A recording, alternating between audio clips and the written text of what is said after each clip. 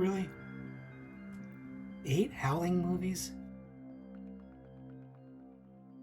Okay, maybe it's time to talk about obsession.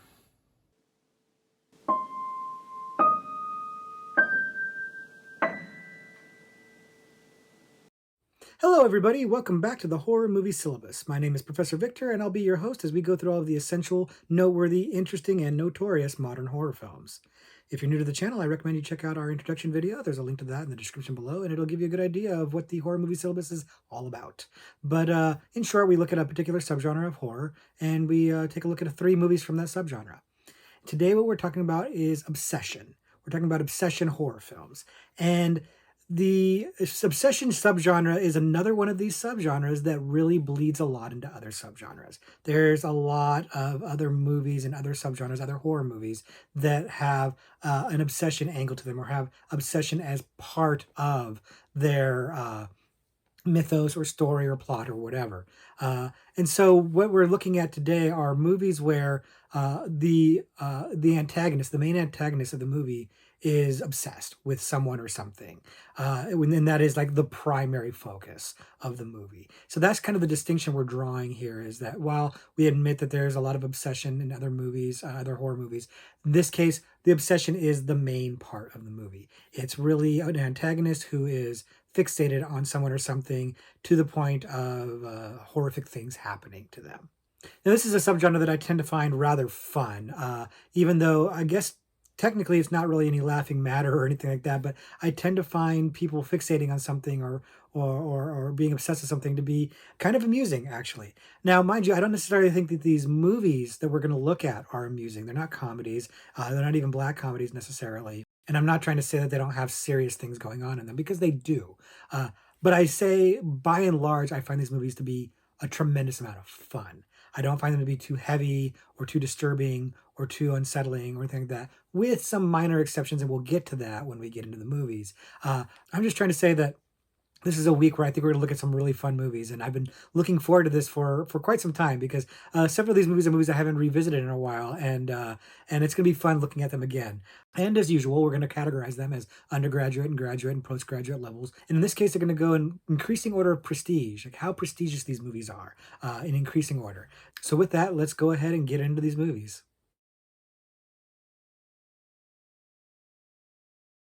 The first obsession movie we're talking about today, the undergraduate level selection, is Single White Female. Single White Female came out in 1992 and stars Bridget Fonda and Jennifer Jason Leigh, and is a tremendous amount of fun, and is a movie that I personally really like to reference time and time again, but we'll get into that in a second. If you're not familiar with the movie, it's a fairly simple setup. Bridget Fonda plays a woman who finds herself suddenly in need of a roommate, and finds a roommate in Jennifer Jason Leigh, who winds up being a little bit off and develops quite the obsession with Bridget Fonda's character, so much so that she starts to impersonate her. And then things go badly as Jennifer Jason Leigh's character gets more and more caught up in her obsession. And of course, we'll leave it at that. I don't want to spoil the movie for anybody. But Single White Female is a fun movie. It is admittedly a ridiculous movie. This movie is kind of ridiculous, if not actually just flat out ridiculous. It's kind of silly. It's not trying too hard to be anything other than just a silly, fun horror movie, and I'd say it does a good job of that. However, it's got Bridget Fonda and Jennifer Jason Leigh, both excellent actresses, and in Jennifer Jason Leigh's case, at least an Academy Award nominated actress. I don't think Bridget Fonda's ever been nominated. Her dad has, though. But both of these actresses are doing extremely well in their roles, and that's what kind of elevates this movie a little bit. Now, when I say elevates this movie, I want to be clear. We're not talking about this movie becoming high art or anything like that, but two really strong performances at the center of this movie make this movie feel probably better than it actually is. It's kind of schlocky. It's kind of trashy, if I'm being honest with you. But the two leads in there are very gifted, talented, Oscar caliber type actresses doing really good work. And so it's hard not to take it at least a little bit seriously. The movie has some fun scenes and some scenes that are honestly a little bit disturbing. You know, there's the stiletto scene, and if you've seen it, you know what I'm talking about. There's also just some stuff that could be, I guess, a little triggering in today's era, about terms of like and just sexual stuff that is it could be a little triggering, and arguably sexual assault type stuff. Again, I'm not trying to spoil the movie too much, but there's some stuff there that might be for today's audience a little bit sensitive or whatever. But for the most part, this movie is just having fun in this crazy obsession movie. A woman who's a little bit nuts and putting the other woman in peril, and it's fun. It is. It's a lot of fun. I can't help it but say I really enjoy this movie. The key part of the movie, the part that's most memorable, is Jennifer Jason Leigh starting to mimic Bridget Fonda, like changing her looks that they look alike, and acting like her, dressing like her, things like that. It's, to me, the crux of the movie. It's the part that really stands out. So much so that for years and years, I've always talked about when somebody accidentally wears the same clothes as somebody has the same dress or same shirt or something like that, that they're trying to single white female them. The title of the movie has become like a verb to me. You're trying to single white female somebody if you happen to look like them for intentional or even unintentional reasons, and that's kind of a fun thing to me. So this movie has kind of endured, at least in my mind, as something noteworthy simply because of that alone. Which, again, there's a little insight on how silly I am, I guess. But I do think it's a fun movie. I think it's a good time. I wonder how many people have actually seen it, because it's a little on the old side, and it's maybe at best a cult classic. It was never hugely successful. It was decently enough successful enough to get a garbage sequel called Single White Female to The Psycho, which honestly feels slightly redundant in a weird sort of way. If you think of Single White Female as like this creepy person who's obsessive, and honestly, the movie's just a carbon copy of the first one with lesser talent behind it, so it's really not even worth your time. But the first one is. The first one's a lot of fun. The first one's having a good time. Basically, it's like a thriller slash slasher type movie. It's more thriller than horror, to be honest, but it's a lot of fun. It's a movie that I really enjoy. It's a movie that I think is a good time. It's a good use of your 90 minutes, as I like to say. So if you haven't seen it, I definitely check it out. If you are one of the people who've seen Single White Female, if you remember this movie, let me know what you think. Do you think it's as fun as I do, or do you think it's kind of trash? Because honestly, I think both opinions are probably valid. But if you haven't seen it, check it out. It's a fun ride. The second obsession movie we're talking about today, the graduate level selection, is it's Fatal Attraction. Fatal Attraction came out in 1987 and was a cultural phenomenon when it hit. It really made a massive impact both at the box office and with critics, and just in society in general, at least American society. And it was like somebody had dropped a bomb when that movie came out.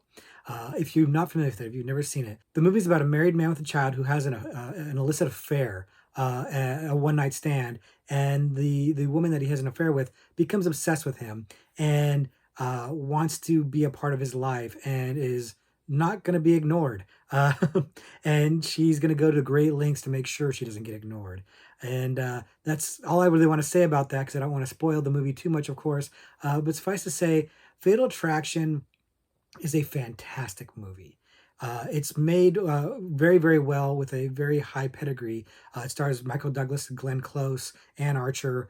It's directed by Adrian Lyne, who's done some other similar type movies. Frankly, Adrian Lyne might actually have a be pigeonholed into a certain type of movie, but that's a story for another time. Suffice to say, the movie, though, it's got A-list talent behind it, and it shows. The movie is extremely well made, and while it sounds like kind of a schlocky, almost B movie type, Lifetime Channel type story, and frankly, it kind of is. It's so well made and so well acted that it elevates the movie. The movie becomes far superior to what the natural ingredients seem to be for it in terms of story, and leading it to being a really critically acclaimed movie. It got all the big Oscar nominations that year for the 1987 and the 1988 for the 1987 year. It got Best Actor, Best Actress, Best Supporting Actress, Best Director. It got a bunch of nominations. Didn't win any of them, but it got a bunch of nominations. And for this kind of movie to get that kind of Oscar recognition is astounding, frankly. And it's deserved, because a large part of what makes this movie work is the talent behind it. Both the director and the stars are bringing A games that make this movie really compelling. Now, the story is fascinating because it's not the most strange of setups. A guy cheats on his wife, and then, kind of wants to make it a one night stand, and the woman wants more. It's where it goes that makes it so compelling and shocking and surprising and awesome, frankly. Um, Glenn Close gives a riveting performance as Alex, the obsessed woman, and she is fantastic in this movie. And I know that in the research I was doing, there was a desire to not cast her. She had to fight for this role, and they thought she wasn't sexy enough for the role, which is kind of funny if you see the movie. And then it's also kind of, I guess they were considering Gilda Radner if you thought Glenn Close wasn't sexy enough. Um, but I digress. Glenn Close crushes this role. She took it seriously. She did a lot of research on people with mental health issues for this. And gives a really compelling performance. And that's an interesting part about this because the mental health issues that are faced by the character of Alex are treated in a way, again, 1987, right? That is not necessarily as sensitive as it would be today. And as a result, this movie hasn't aged super well with, say, feminists or people who are mental health advocates. Because the portrayal of Alex, especially the way the movie ends, isn't great. Um, you know, Basically, you have a situation where a man cheats on his wife with a woman who is just a sexual being, and she's the villain, and he's the hero. And when you say it that way, it's kind of obvious where the problem is. But I'm going to tell you the truth. In 1987, none of us cared. It was totally normal to us. Nobody thought that was strange back in 1987. Now, I remember seeing this movie again. I was young when I saw this, so this didn't probably hit for me as well as if guys a little older than me, but it hit. It hit big time. It resonated with couples and especially with men.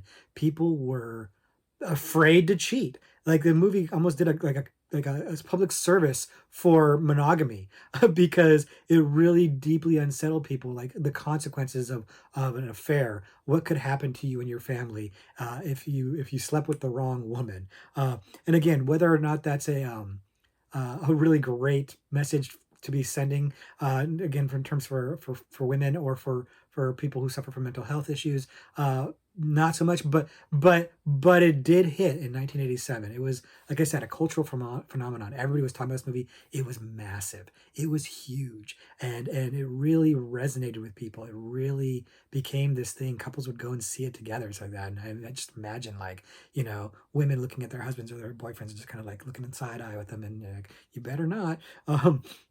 The movie definitely entered the cultural lexicon. Fatal attraction was a thing. Like, it became like a way of describing things. If you ever heard the phrase boiling your bunny or bunny boiler, that's from this movie. And if you haven't, well, I ain't gonna spoil it for you. Watch the movie. The movie just has so many things in it that are noteworthy and good. And again, it's a really well made movie. It's sexy, it's scary, it's tense, it's got some funny parts in it. It's a really, really well made movie, and I can't praise it enough. I really think it's a phenomenal film. Now, if there's a knock on it, it's that the ending is not as good as it could be. It was a very satisfying ending, especially in 1987. It's one thing that I guess the test audiences really were clamoring for something like this. And is it satisfying? Yeah, it's satisfying. But the original ending, which you can find like on DVDs or a home media, or probably on YouTube these days, is much better. I think it's a much more compelling ending, and as Glenn Close would tell you, it's a lot more in line with what her research into people suffering from mental health, suffering from these kind of issues, what they would have done. And I wish they kind of would have gone with that.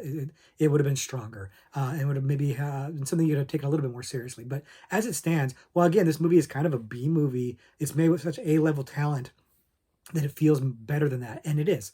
It's like a sum of its parts. It's better for the talent behind it, even though the script is you know kind of sleazy, kind of Lifetime. In fact, I would argue there's no Lifetime channel without this movie. I think this is like, and I don't really know, I didn't do the research when Lifetime started. I don't care, frankly, but the Lifetime movies that you see all basically seem to be born from Fatal Attraction. So if you like any of those, you should definitely check out Fatal Attraction. But even if you don't, I think this is a movie that anybody could get behind, that anybody could find good.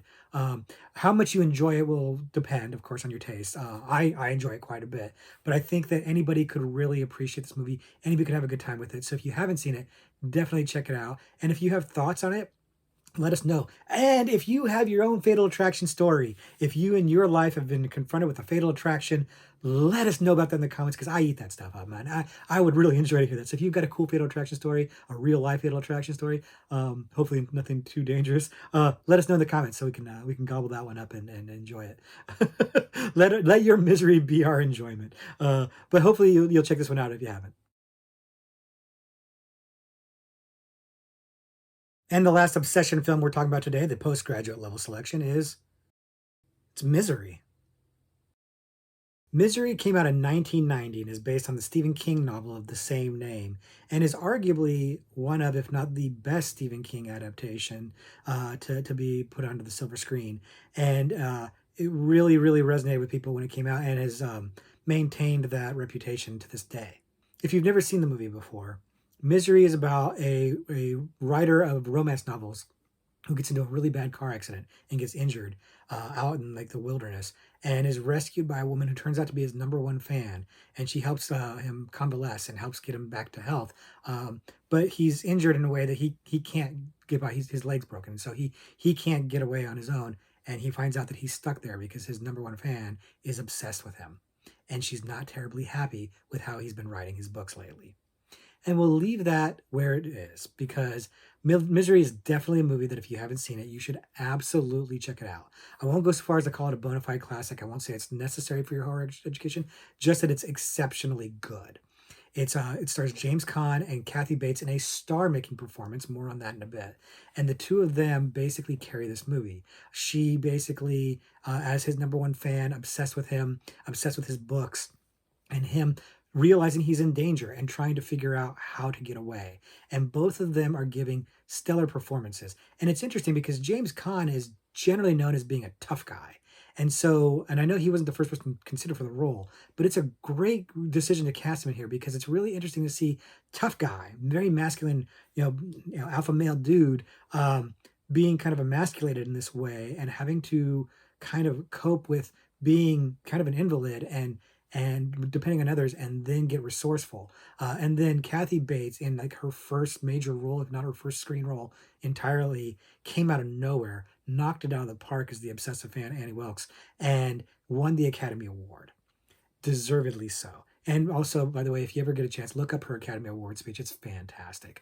But this is why this movie is the postgraduate instead of Fatal Attraction, because while Fatal Attraction got a lot of Oscar nominations, this one actually won the Oscar for Best Actress. And again, very well deserved. The performances in this movie are fantastic, but that's not the only reason it's good. This movie is directed by Rob Reiner, and if you're not familiar with him, take a look at his work. He has done so many amazing movies. When Harry Met Sally, A Few Good Men, so many. And if you take a look at his resume, you'll see he's all over the map in terms of genre. He can do kind of anything and do it really, really well. Now, the drawback to that is he doesn't become an auteur. He doesn't really have like a signature look or whatever. But the strength of that is he makes quality films, and this is no exception. This movie is really well paced, really tense, really ratchets up that fear and that tension in such a way that the movie it's a nail biter. It's fantastic.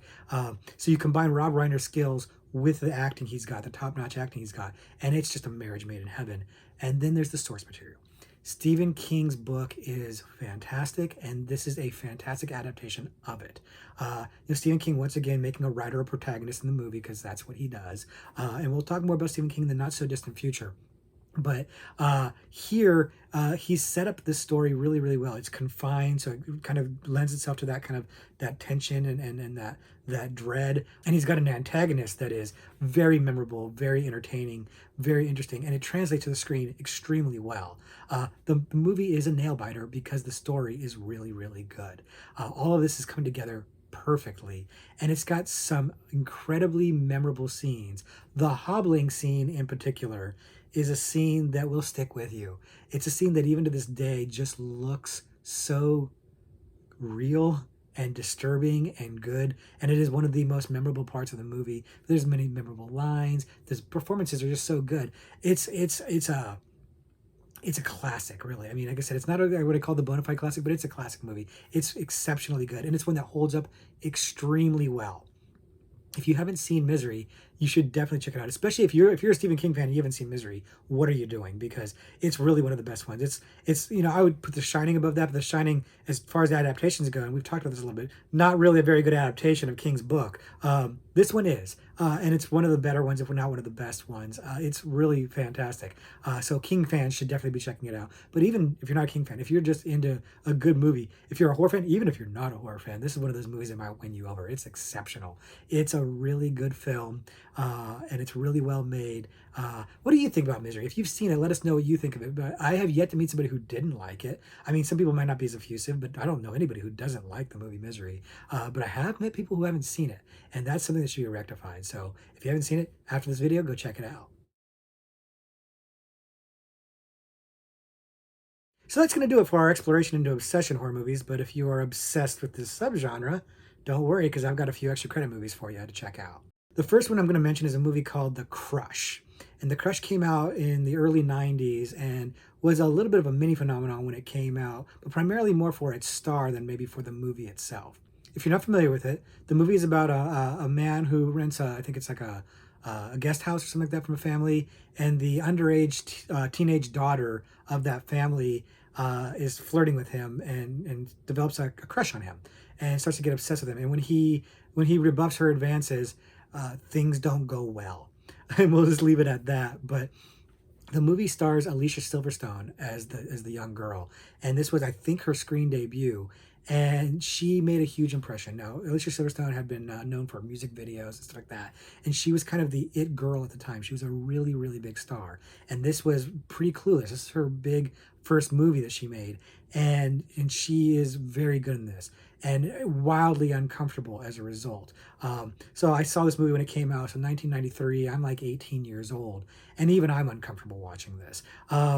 It's it's a performance that is meant to make you uncomfortable, and Carrie Elwes as the object of her crush works out really well too, because at that time in particular, he's known as the Princess Bride, right? The male lead, the Princess Bride. So seeing him in a movie where he's a little bit sleazy, but mostly he's still your hero, but he's in this weird, sexy situation, is it's interesting casting. Let's put it that way. It's interesting casting. But Alicia Silverstone really made a big impact with this movie, and then of course her career went on to get better and better. And then today it's a little different. But at the time she was red hot, and it starts here. And when you watch the movie, you can see why she's exceptional in it, and like I said, it leads to a lot of uncomfortable scenes. The movie is basically the Lolita storyline, right? It really is tapping into that Lolita aspect of it, but then adding a horror bent to it, which is fantastic. It's again not a movie that has been canonized or anything like that. It's not a horror classic per se, but it is fun, and it does do what it's trying to do really, really well, which is again make you feel really uncomfortable, and at that it works in spades. It is kind of a ridiculous movie. It kind of goes into some ridiculous places. So there's that. So, if you go in to watch it, turn the mind off a little bit. Don't pick at it too much because it's silly overall, but it's fun. And like I said, most of these movies, I just think they're fun. And this is a perfect example of it. So if you haven't seen it, check it out and let us know what you think. The next Obsession Extra Credit movie I'm going to mention is called Swim Fan.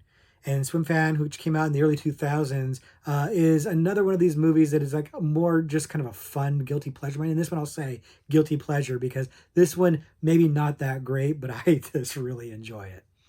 If you haven't seen Swim Fan, the movie's about this boy on the swim team who has a girlfriend, but winds up having a kind of a fling, a one night stand with this other girl at school who's kind of a little bit weird and quiet or whatever.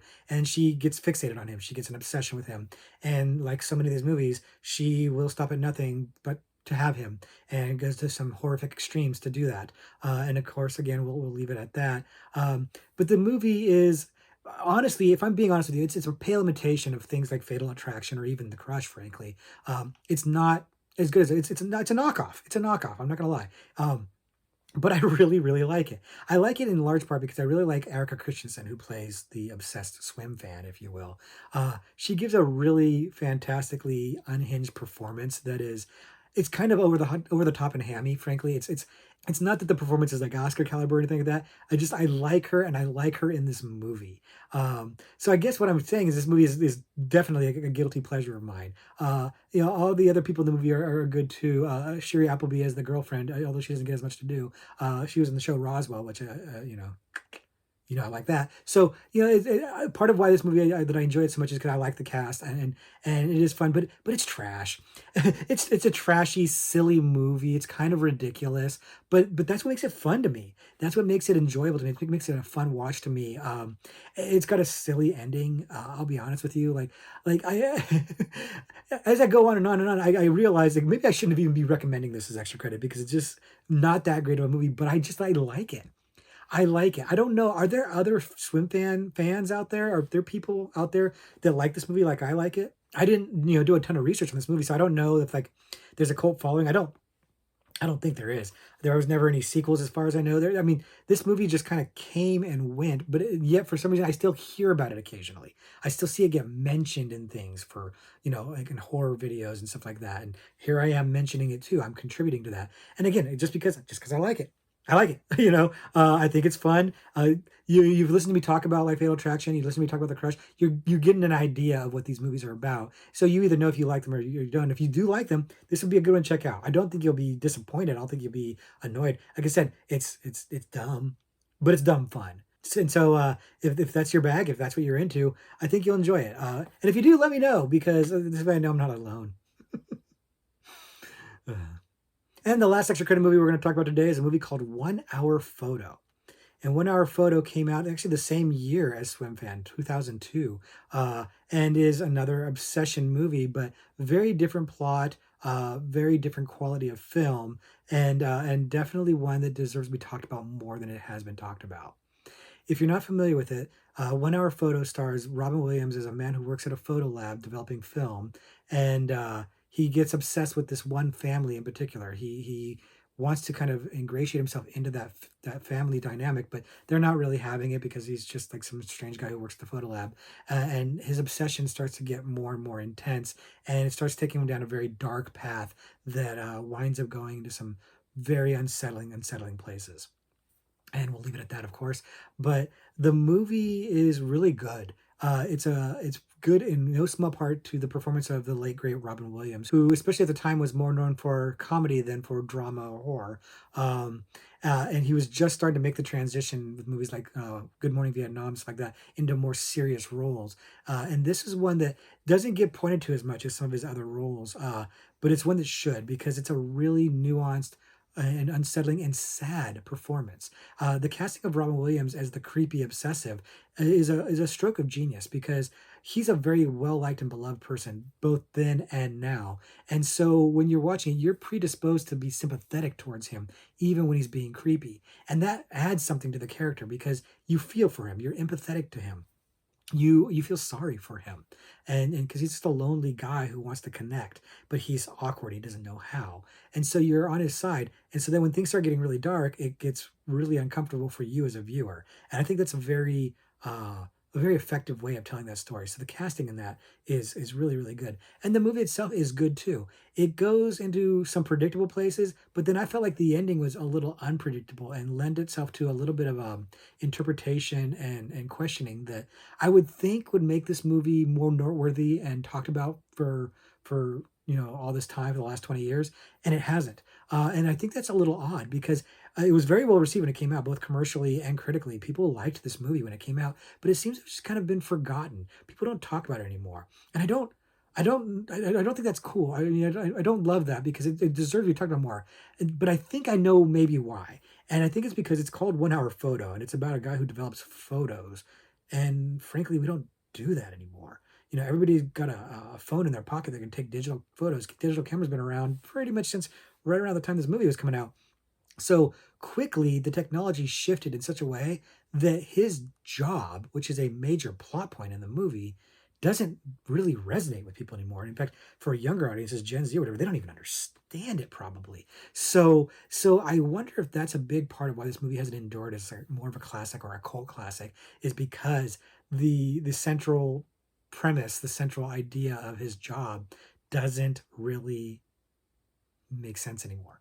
It doesn't really happen anymore. And so it feels dated almost instantly.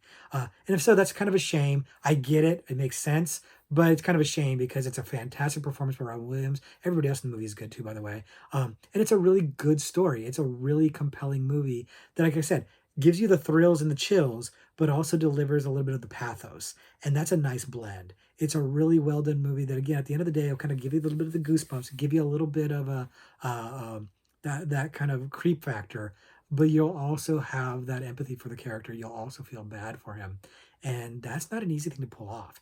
It's a really well done movie, well made movie, and again, it's not getting the love that it should be getting. So if you're not familiar with it or you haven't seen it, check it out. Check it out and give it a chance because I think you'll be impressed with it. And if you have seen it, convince the people that haven't to watch it because I have a feeling you probably like it too. I'd be surprised if you didn't. So let us know what your thoughts are in the comments below, but definitely give 1 Hour Photo a chance. So that's going to do it for our detailed look into obsession horror movies. And I think all of us could probably relate to obsession horror movies a little bit because if you're watching the horror movie syllabus, and especially if you've taken part in doing the horror movie syllabus, you probably have a little bit of obsession too. You're a little obsessed with horror movies, as I am.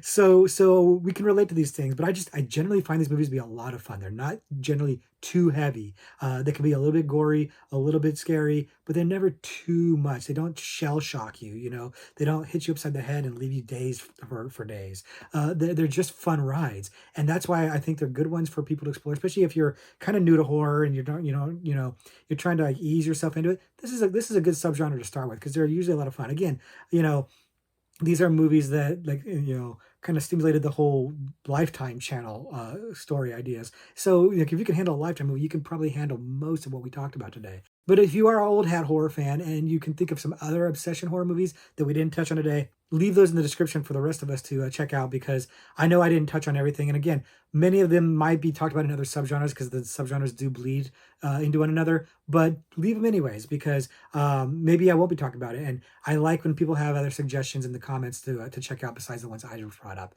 And I know I left a lot on the table. So counting on you guys to supplement in the comment section down below. With that, we're going to wrap up this video and call it a week. Hope you guys have had a good one, and I'm looking forward to seeing you next time. And until then, class dismissed.